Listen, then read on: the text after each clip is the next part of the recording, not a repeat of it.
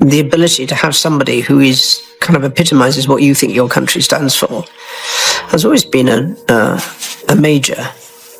Palace whispers exploded overnight when Laura Lopes stepped into the spotlight with a move no one saw coming. A pointed insult, a glittering tiara bound to Diana's legacy, and a room that seemed to freeze mid-breath as cameras captured the tension. Courtiers sensed an immediate shift, Princess Charlotte's name suddenly hanging heavily in the air, before Princess and arrived decisive, unsmiling, and swift, delivering consequences without warning. What should have been a cheerful, cozy pre-Christmas gathering at Sandringham transformed into a night no one would soon forget, as twinkling lights, soft laughter, and the delicate clinking of crystal glasses gave way to an atmosphere so tense it seemed to settle over every gilded surface. Guests had arrived expecting the familiar warmth of royal tradition, polite conversation, seasonal music, and centuries-old ceremony. Yet beneath the polished smiles and festive decorations, something far more dangerous was quietly brewing. Children darted between tables, servants moved silently to replenish champagne flutes, and the scent of pine mingled with freshly baked mince pies, while laughter bubbled from one corner of the room. But for those who knew how to look, the shift had already begun. A chill settled in the air, one no winter fire could warm, and then Laura Lopes stepped forward. Her words were quiet and almost conversational, yet each syllable carried sharp-edged intent, directed at young Princess Charlotte. The insult, masked in a casual tone and delivered with the faintest trace of a smile, seemed designed to pass unnoticed, yet its cruelty was unmistakable. The room appeared to hold its breath, and even those at the far end of the hall felt the sting as a silence fell so sudden and complete it was as though the clock itself had stopped. In an instant, the festive calm that had blanketed Sandringham dissolved, replaced by tension that pulsed through the grand halls like a warning.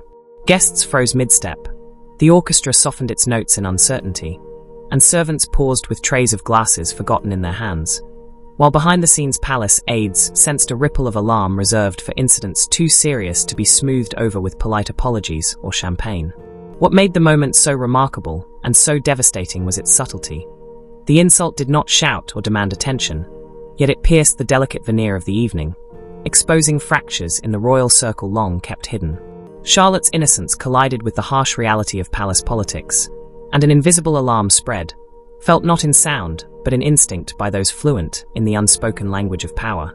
By the time the room slowly exhaled, the damage was already done, and what should have been laughter and holiday cheer had turned into a quiet battlefield, the first salvo in a confrontation destined to ripple far beyond the glittering walls of Sandringham. The insult became a declaration of war, and Princess Anne watched in silence. She did not move, intervene, or flinch. To the casual observer, it might have seemed like a fleeting family squabble, a minor ripple in an otherwise festive evening. But those who knew her understood that her stillness carried more weight than any raised voice ever could. In the quiet that followed Laura Lopes' cutting remark toward young Princess Charlotte, Anne's gaze was deliberate, calculating, and heavy with meaning. This was never only about a child's feelings. Charlotte's wide-eyed shock was noted, but Anne's concern extended far beyond it. She was acutely aware of the invisible lines that governed palace life. Boundaries defining respect, hierarchies demanding acknowledgement, and traditions preserving the dignity of the family and its legacy.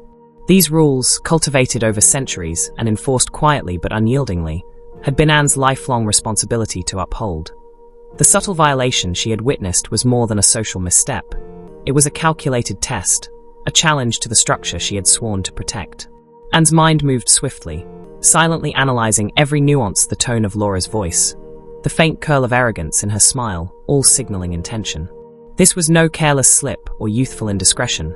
It was a carefully placed strike meant to probe limits, test tolerance, and gauge how much her mother, Queen Camilla, might quietly allow. Behind Laura's poised exterior lay a strategy, a bold attempt to undermine tradition and claim influence in a circle where she did not yet officially belong. Anne's silence was itself a warning, a stillness that commanded attention and conveyed authority without a word. Those accustomed to royal life recognized the danger behind such composure, the faintest twitch, the narrowing of pale blue eyes, all signals that swift, precise action could follow, and that the palace's invisible rules were not to be broken lightly. In that moment, Anne became a silent sentinel, observing the room, measuring the players, and reading the unspoken dynamics at play. Laura's boldness was clear, but so was her vulnerability. and knew, with the clarity of decades spent navigating power, influence, and legacy, that this was the moment she had been preparing for. A moment when patience would be tested and authority exercised not publicly or loudly, but decisively, without warning, and without compromise as Charlotte endured the insult before her.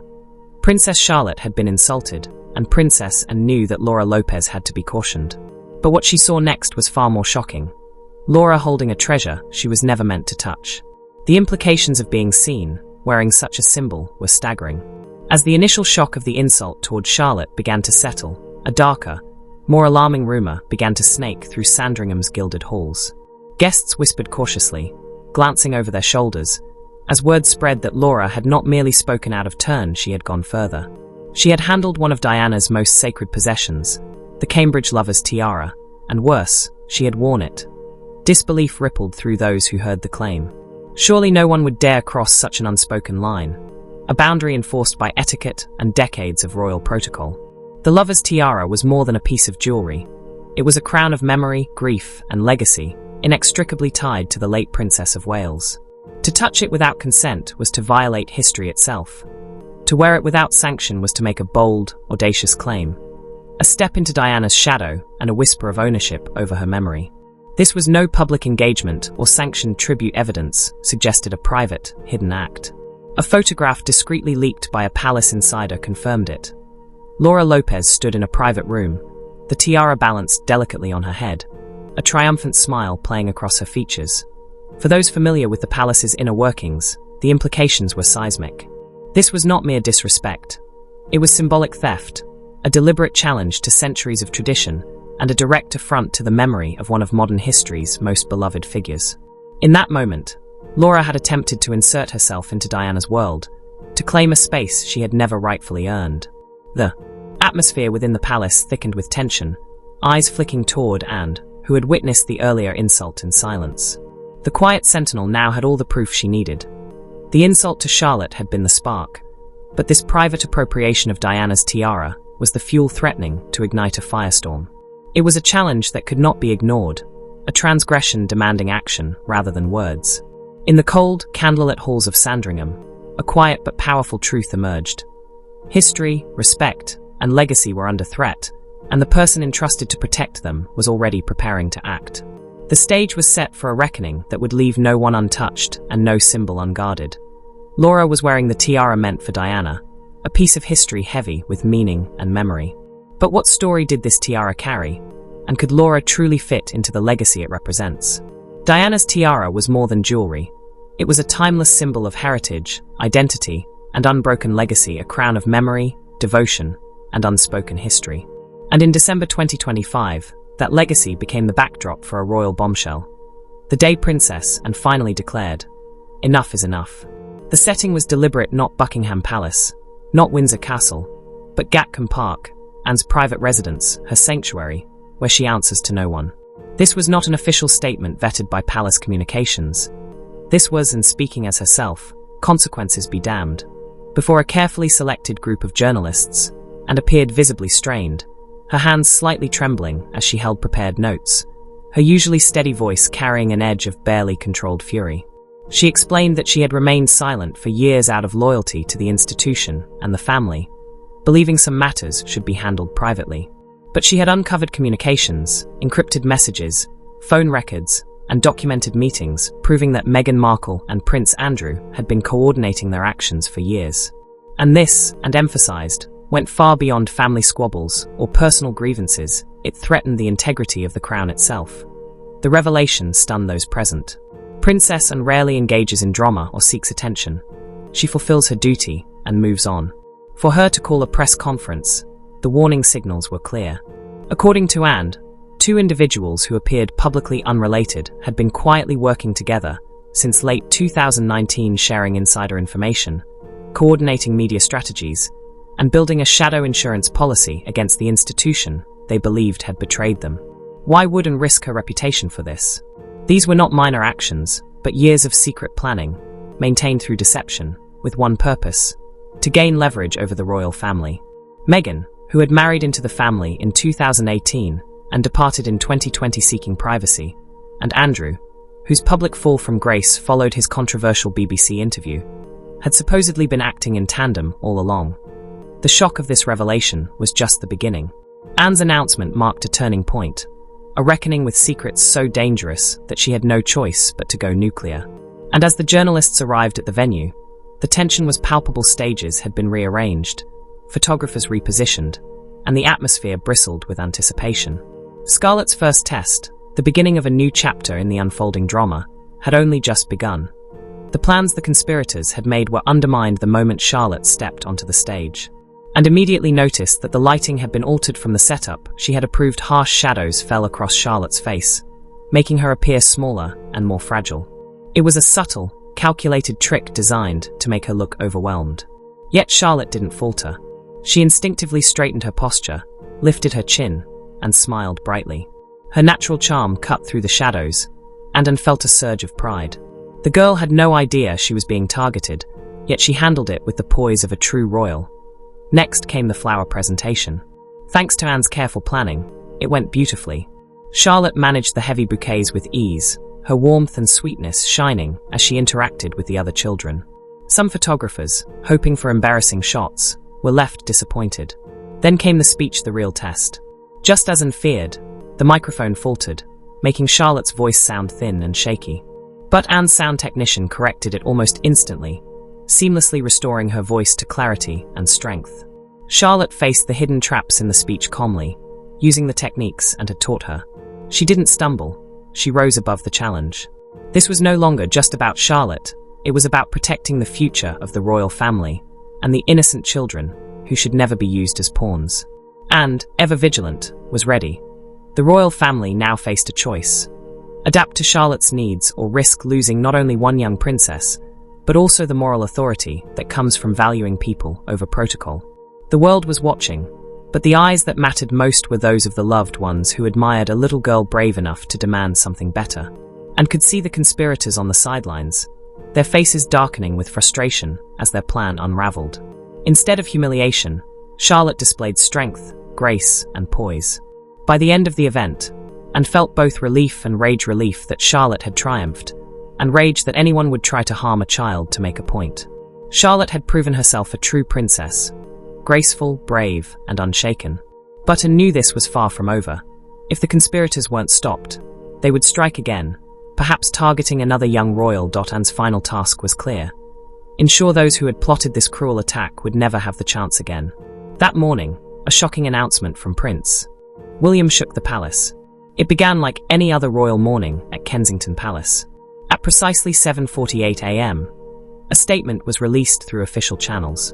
But aides immediately sensed this was no routine communication. Unlike standard announcements issued by an office, spokesperson, or committee, this one came directly from Prince William himself, a detail that immediately changed everything. In an unprecedented move, the Duke bypassed protocol entirely, catching palace observers completely off guard. Prince William's announcement marked the complete and permanent end of any future relationship between the Crown and the Duchess of Sussex. The timing ensured it hit breakfast television in Britain, afternoon newsrooms in Asia, and late-night desks in North America almost simultaneously. There was no quiet rollout, no soft introduction. Within minutes, the BBC reported it, Sky News followed, ITV cut into morning shows, and in the United States, CNN flashed an alert banner. By 8 a.m., the story had displaced financial updates, weather, and entertainment across major networks. The announcement stunned the world. While public tensions between the Crown and the Sussexes were widely known through interviews, documentaries, and media commentary, this was different. It was neither emotional nor reactive. The tone was administrative, but the source was personal. Analysts noted that while the financial markets remained largely stable, trading volume for British media companies spiked as viewers tuned in. Public reaction was split, particularly by age, with younger audiences more critical and older audiences largely seeing it as overdue.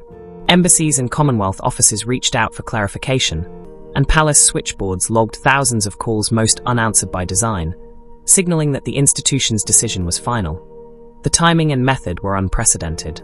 Unlike previous communications, which were handled through official channels, this statement came directly from the future king, leaving no room for reinterpretation, negotiation, or reconciliation. Royal historians noted that while the crown had removed titles in the past, this was the first time a future monarch had personally authored such a declaration.